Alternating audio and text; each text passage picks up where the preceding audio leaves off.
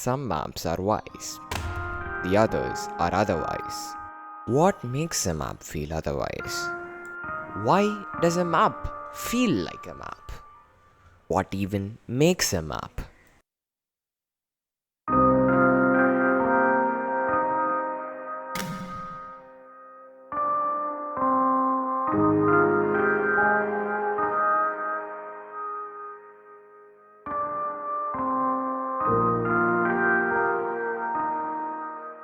This is a map. These are all maps, though they don't look like it. Why? Well, anything that maps a space into something navigatable is a map.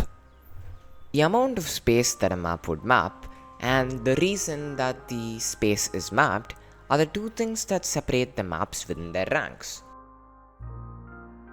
But here's a twist. Try and remember the time I showed you those maps earlier. Those maps were maps, but they did not really feel like maps.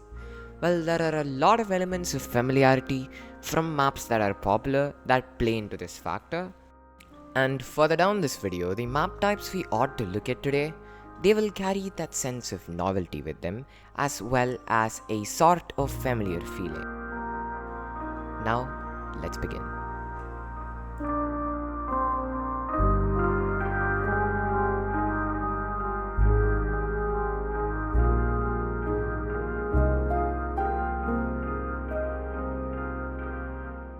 Now, if you went ahead and asked a caveman, how make map? He'd reply with, climb hill, draw Watsy.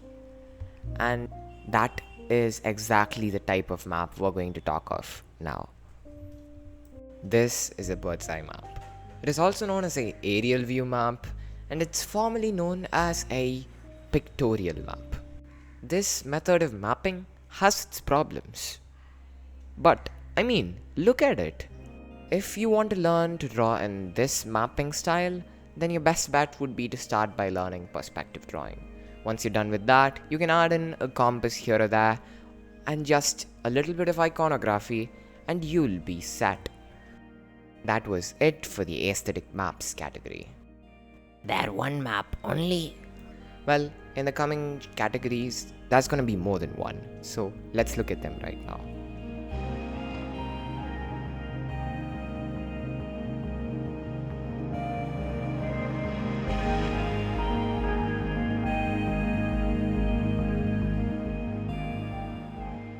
If you went up to a random indie game dev and asked, hey buddy, can you help with my isometric map? You'd most likely be met with, Heck yeah, I will. and a wide smile, cause that map type itself invokes a deep feeling of nostalgia. Old Pokemon games were made in this map type, and as any old map type would be, this is let relatively unused these days. Now let's take a look at this right now.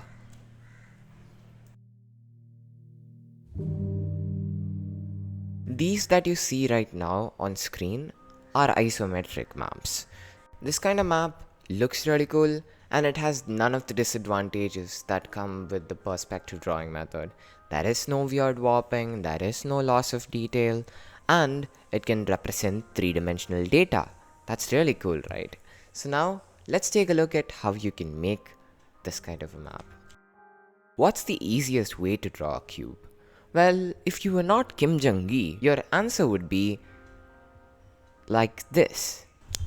Yeah, so cubes can be drawn in their easiest forms in these two ways, and angles between them and in different angles than the ones I showed you.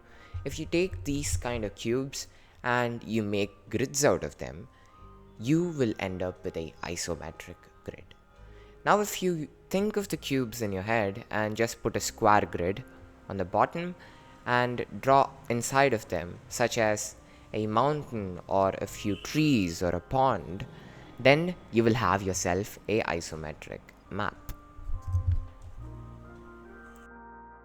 If you carried to space with you a plasma gun and found this mythical creature with a huge eye and asked it, hey, draw me Earth or I'll shoot you in the eye, it would drop you with something that looks like this.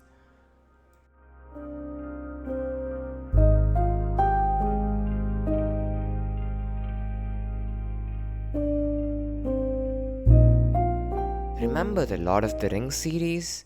Pretty sure you do.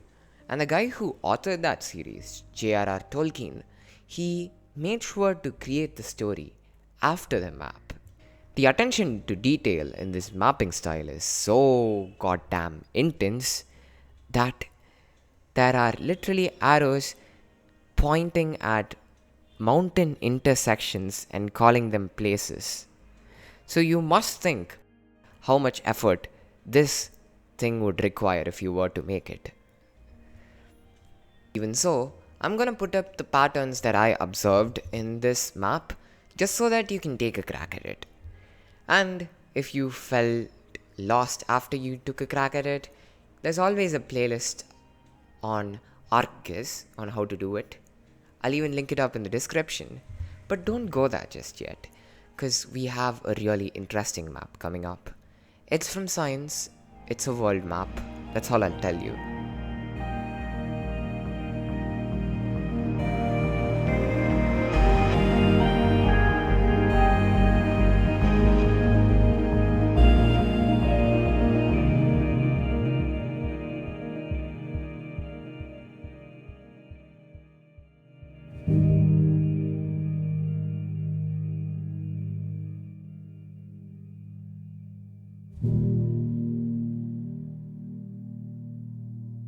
You enter a random cartographer's room and offer him a slice of an orange. And then he is at his epiphany. "Ah!" he exclaims. And then he realizes how he can make the world that is literally a sphere into a map. And here's your orange. Have that epiphany. Simply think of ways to skin the orange such that its curved surface becomes flat. If you are smart, you would have thought of breaking it down into segments like this. Or you would have thought of cutting it into spirals and then squishing the two sides together. Those two are basically called the Mercator and the Euler projections. The Mercator projection, you need to do one more step, which is expand the short edges such that it makes a rectangle. To make things fine and clear for you, these world map types that I have and ought to put in front of you right now are not really that rare in the world of science, but they are, however, in the worlds of fiction, because they are unnecessarily sophisticated, as they say.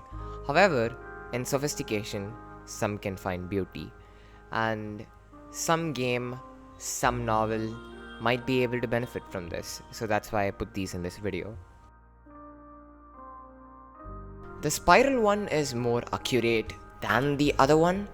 I want you to take a guess as to why that is. You think that the problem is in the part where we expand the edges, right? After all, if we use common sense on the map of Earth, Antarctica should not be that big.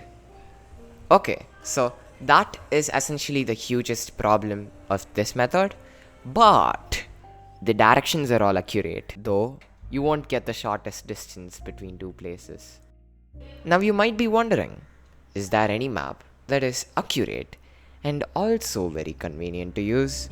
Well, there is one, and that is known as the orthograph. This was created in recent times by a guy named Hajime Narukawa. He's a Japanese architect. Bro's got the brains, actually. So, the idea is very simple. Let me explain. If your world is a sphere, just imagine it on top of a tetrahedral frame. Think of your world as a balloon and let it deflate.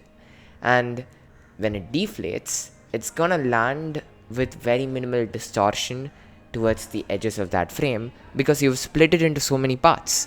And the best part is, tetrahedrons can be deflated into, can be unfolded into rectangles.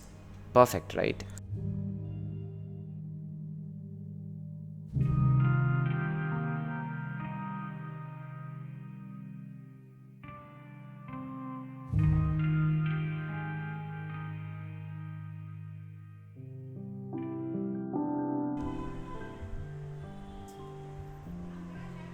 Yeah, buddy, that was it for this video. This video took quite a lot of time to cook up.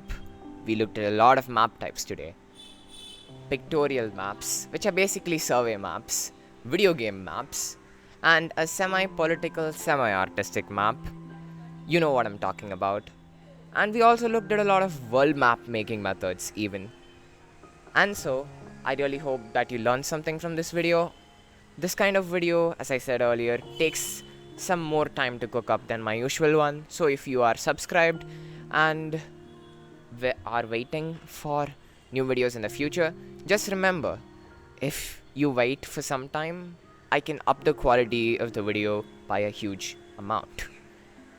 That was it. Hit the subscribe button, bell icon if you want more videos like this. Shout straight into your notifications feed.